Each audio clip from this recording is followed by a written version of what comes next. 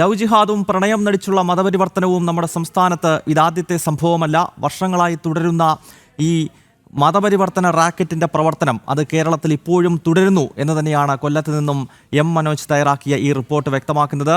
വളരെ ഗുരുതരമായൊരു പ്രശ്നമാണ്. ലവ് ജിഹാദ് എന്നത് കേരളത്തിൽ മാത്രമല്ല ഭാരതത്തിന്റെ വിവിധ ഭാഗങ്ങളിൽ ഇത് നടക്കുന്നുണ്ടായിരുന്നുവെങ്കിലും മറ്റ് സംസ്ഥാനങ്ങൾ, പ്രത്യേകിച്ച് ഉത്തർപ്രദേശും മധ്യപ്രദേശും ഹരിയാനയും ഒക്കെ ഉൾപ്പെടുന്ന പല സംസ്ഥാനങ്ങളും ലവ് ജിഹാദ് തടയാൻ അതിശക്തമായ നിയമങ്ങൾ മുന്നോട്ട് കൊണ്ടുവരുമ്പോഴും കേരളത്തിന്റെ ഭരണകൂടം ഇങ്ങനെയൊന്നില്ല എന്ന് ഇപ്പോഴും തുറന്നടിച്ചുകൊണ്ടിരിക്കുകയാണ്. എം മനോജ് കൊല്ലത്ത് നിന്നും ചേരുന്നു. മനോജ്, കഴിഞ്ഞ ദിവസവും കൊല്ലം ജില്ലയിൽ ഒരു ഹിന്ദു പെൺകുട്ടി ദുരൂഹ സാഹചര്യത്തിൽ മരണപ്പെട്ടിട്ടുണ്ട്. അതുമായി ബന്ധപ്പെട്ടുള്ള അന്വേഷണങ്ങൾ ഒന്നും തന്നെ നടക്കുന്നതായി മനസ്സിലാക്കാൻ കഴിയുന്നില്ല. അതിന് പിന്നാലെയാണിപ്പോൾ മറ്റൊരു +2 പഠിക്കുന്ന ഒരു കൊച്ചുകുഞ്ഞിൻ്റെ പ്രതികരണം ഇപ്പോൾ ജനം ടിവിക്ക് ലഭ്യമായിരിക്കുന്നത്. എന്തൊക്കെയാണ് വിവരങ്ങൾ?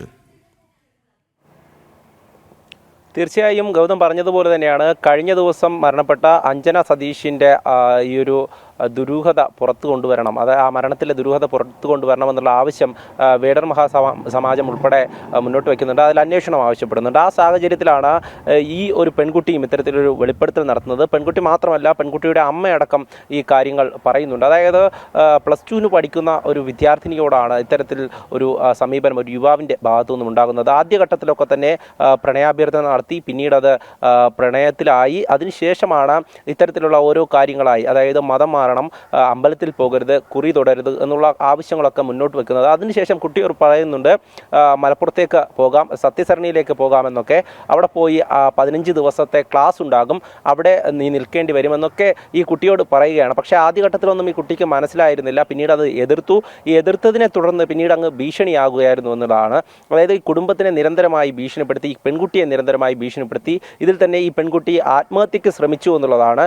ഇതോടുകൂടിയാണ് അമ്മയോട് ഈ കാര്യം തുറന്നു പറയുന്നത്. അമ്മയോട് ഈ കാര്യം പറയുമ്പോൾ തന്നെ കുട്ടി ഈ മതം മാറാൻ ഇയാൾ പ്രേരിപ്പിച്ച കാര്യമെല്ലാം തന്നെ കുട്ടി പറയുന്നുണ്ടായിരുന്നു. അമ്മ ഇത് സംബന്ധിച്ച് കുട്ടിയുടെ ഒരു ബുക്ക് പരിശോധിച്ചപ്പോൾ കൂടുതൽ വിവരങ്ങൾ കിട്ടി. പിന്നീടാണ് ഈ സംഭവത്തിൻ്റെ ഗൗരവം മനസ്സിലാക്കിയ അമ്മ പോലീസിന് പരാതി നൽകുന്നത്. ഈ കുട്ടി തന്നെ ആ മൊഴി നൽകിയിട്ടുണ്ട്. ആദ്യഘട്ടത്തിൽ കൊട്ടാരക്കര പോലീസ് ഇരുവരെയും വിളിച്ചു ചേർത്ത് ഒത്തുതീർപ്പിന് ശ്രമിച്ചതായാണ് കുടുംബം ആരോപിക്കുന്നത്. അതിനുശേഷം SP കണ്ടിരുന്നു എന്നുള്ളതും SP പരാതി നൽകി. പിന്നീട് അത് ചൈൽഡ് ലൈനിൻ്റെ ഉദ്യോഗസ്ഥരടക്കം അറിഞ്ഞിരുന്നതായും ചൈൽഡ് ലൈനിൻ്റെ ഉദ്യോഗസ്ഥർ കുട്ടിക്ക് കൗൺസിലിംഗ് നൽകിയതായും ഒക്കെ വിവരമുണ്ട്. എന്തായാലും ഗൗരവമായിട്ടുള്ള ഒരു വിഷയം തന്നെയാണ്. നേരത്തെ സൂചിപ്പിച്ചതുപോലെ തന്നെ ഇത്തരത്തിലൊന്നും കേരളത്തിൽ നടക്കുന്നില്ല എന്ന് പറയുമ്പോഴും അതിൻ്റെയൊക്കെ യാഥാർത്ഥ്യം എന്തെന്ന് ഇവരുടെയൊക്കെ പ്രതികരണത്തിലൂടെ തന്നെ നമുക്ക് മനസ്സിലാക്കാം. കാരണം അനുഭവസ്ഥരാണ്, അവർ തന്നെയാണ് എന്തൊക്കെയാണ് സംഭവിച്ചിട്ടുള്ളത്, എന്തൊക്കെയാണ് ഈ പ്രായത്തിൽ തങ്ങൾക്ക് അനുഭവിക്കേണ്ടി വരുന്നതെന്ന് നമ്മളോട് വ്യക്തമാക്കിയത്. അതായത് സ്കൂൾ തലത്തിൽ തന്നെ വിദ്യാർത്ഥിനികളെ ഇത്തരത്തിൽ ലക്ഷ്യമിട്ടുകൊണ്ട് പ്രവർത്തിക്കുന്ന ഒരു റാക്കറ്റ് തന്നെ ഉണ്ട് എന്ന് നമുക്ക് മനസ്സിലാക്കാൻ സാധിക്കും. കാരണം ഈ യുവാവ് കുട്ടിയോട് പറഞ്ഞിട്ടുള്ളത് തനിക്ക് ദയവായി ലൈനിൽ തുടരുക. ഇപ്പോൾ എഴുത്തുകാരി അംബിക JK ജനം ടിവിക്കൊപ്പം ഈ വിഷയത്തിൽ പ്രതികരിക്കുകയാണ്. ശ്രീമതി അംബിക JK, താങ്കൾ എഴുതിയ പുസ്തകം അടുത്ത കാലത്താണ് അതിൻ്റെ പ്രകാശന കർമ്മം ഡൽഹിയിൽ നടന്നത്. The untold Kerala story. The untold Kerala story വിരൽ ചൂടുന്നത് തീർച്ചയായും ലവ് ജിഹാദിലേക്കും അതുപോലെ തന്നെ പ്രണയം നടിച്ചുള്ള മതപരിവർത്തനത്തിലേക്കുമാണ്. ഒരു ഭാഗത്ത് ഇത്തരം വസ്തുതകൾ നമ്മൾ പൊതുസമൂഹത്തിലേക്ക് ചൂണ്ടിക്കാണിക്കുന്ന ഘട്ടത്തിലും കേരളത്തിൽ ലവ് ജിഹാദ് പോലുള്ള വിഷയങ്ങൾ കുറയുന്നില്ല, അത് തുടർച്ചയായി നടക്കുന്നു. ഹിന്ദു ഭവനങ്ങളിലും ക്രൈസ്തവ ഭവനങ്ങളിലും ഒരു വലിയ ഭീഷണിയായി ഇസ്ലാമിസ്റ്റുകൾ ഈ ലവ് ജിഹാദുമായി കടന്നു ചെല്ലുകയാണ്. ഇപ്പോൾ ഏറ്റവും ഒടുവിൽ അങ്ങയുടെ ശ്രദ്ധയിൽപ്പെട്ട് കാണുമല്ലോ, കൊല്ലം ജില്ലയിലാണ് ഒരു സംഭവം റിപ്പോർട്ട് ചെയ്തിരിക്കുന്നത്. +2 പഠിക്കുന്ന ഒരു കുട്ടിയെ ആദ്യഘട്ടത്തിൽ പ്രണയിക്കുന്നു. അതിനുശേഷം പിന്നീട് സത്യസരണിയിലെത്തി മതം മാറിയാൽ മാത്രമേ തന്നെ സ്വീകരിക്കൂ എന്ന നിലപാട് ഈ ചെറുപ്പക്കാരൻ എടുക്കുകയാണ്. അപ്പോൾ ഇത്തരം ലവ് ജിഹാദ് പോലുള്ള വിഷയങ്ങൾ നമ്മുടെ സംസ്ഥാനത്ത് തുടർച്ചയായി സംഭവിക്കുകയാണല്ലോ അംബിക. ഗൗതം, എക്സാക്ട്ലി പറഞ്ഞത് വളരെ കറക്റ്റാണ്. കാരണം ഈ കേരള സ്റ്റോറീസ് ഫിലിം പുറത്തു വന്നപ്പോൾ അത് കഴിഞ്ഞിട്ട് ഇപ്പോൾ 2 വർഷം കഴിഞ്ഞു.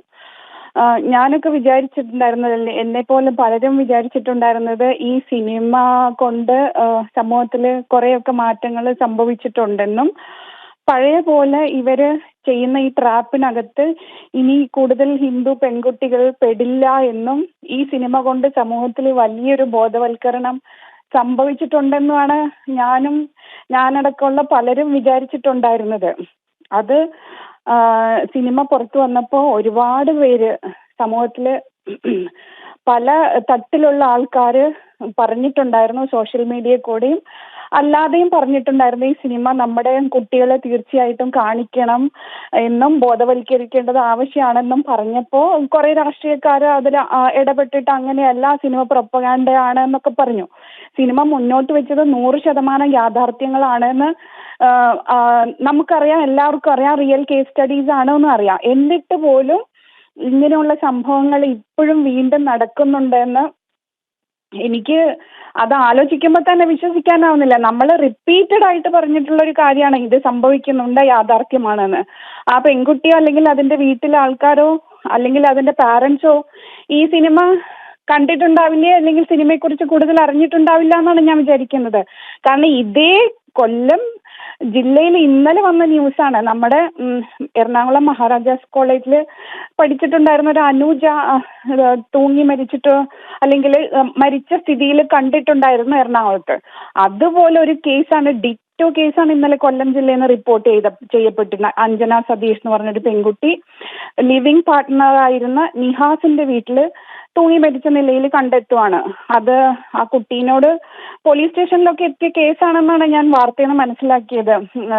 ചർച്ചകൾക്കൊടുവിൽ പാരന്റ്സിന്റെ വാക്ക് കേൾക്കാതെ അയാളുടെ കൂടെ പോകാൻ തീരുമാനിക്കുകയായിരുന്നു.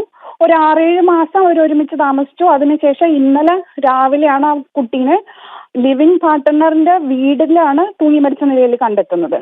സത്യം എന്താണെന്ന് ആർക്കറിയില്ല, മരിച്ചതാണോ കൊന്നതാണോ ഒന്നും നമുക്കറിയില്ല, അന്വേഷണം നടക്കുന്നുണ്ട്. അതുപോലെയാണ് ഇന്ന് കൊല്ലം ജില്ലയിൽ നിന്ന് വീണ്ടും ഒരു കേസ് കൂടി റിപ്പോർട്ട് ചെയ്യപ്പെടുന്നത്. ഇതൊക്കെ സത്യത്തില് ഇത് ഈ അംബിക, ഇത്തരം ദുരൂഹ സാഹചര്യത്തിലുള്ള മരണം സംഭവിക്കുമ്പോഴും അതുമായി ബന്ധപ്പെട്ട് കാര്യമായ അന്വേഷണം പോലും നമ്മുടെ സംസ്ഥാനത്ത് നടക്കുന്നില്ല എന്നുള്ളതാണ്.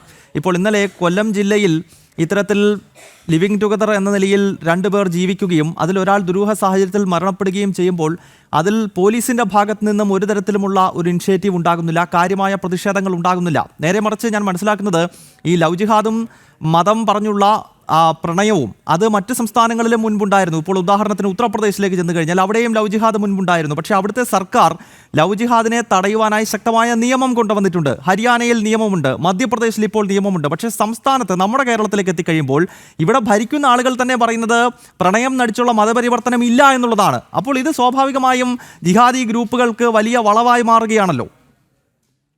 ഗൗതം, ഒരു ന്യൂസ് കൂടി ഞാൻ ഇന്നലെ കണ്ടു. ശ്രുതി എന്ന് പറഞ്ഞൊരു പെൺകുട്ടീനെ ഷഫീഖ് എന്ന് പറഞ്ഞ ഭർത്താവ് തീ വെച്ച് കൊലപ്പെടുത്തി എന്നുള്ള ഒരു ന്യൂസ് കൂടി ഇന്നലെ ഉണ്ടായിരുന്നു. ഏത് ജില്ലയിലാണെന്ന് എനിക്ക് ഓർമ്മയില്ല. ഇത്രയൊക്കെ കേട്ടിട്ടും പിന്നെ ഇവരെന്തുകൊണ്ടാണ് ഇങ്ങനെ അന്യമതസ്ഥരുടെ കൂടെ പോകുന്നത് എന്നാണ് എനിക്ക് മനസ്സിലാവാത്തത്. ഇത്ര നമ്മൾ ആവർത്തിച്ച് പറഞ്ഞിട്ടും പോകുന്നത് സേഫ് അല്ല, ജീവന് തന്നെ ഭീഷണിയാണെന്ന് പറഞ്ഞിട്ടും സ്വന്തം ജീവൻ വെച്ച് പണയം വെച്ചിട്ട് ഇവരിറങ്ങി പോകുന്നുണ്ടെന്നുണ്ടെങ്കിൽ നമ്മൾ ചെയ്യുന്ന ബോധവൽക്കരണ പ്രക്രിയകൾ ഇനഫ് അല്ല എന്നാണ് നമ്മൾ മനസ്സിലാക്കേണ്ടത്. കാരണം ഇന്നലെ ഒരു ഒറ്റ ദിവസം കൊണ്ട് 2 കേസും ഇന്നൊരു ദിവസം 1 കേസും. അപ്പോൾ 2 ദിവസത്തിൻ്റെ അകത്ത് നമ്മൾ 3 കേസാണ് സമാനമായ രീതിയിൽ കേൾക്കുന്നത്.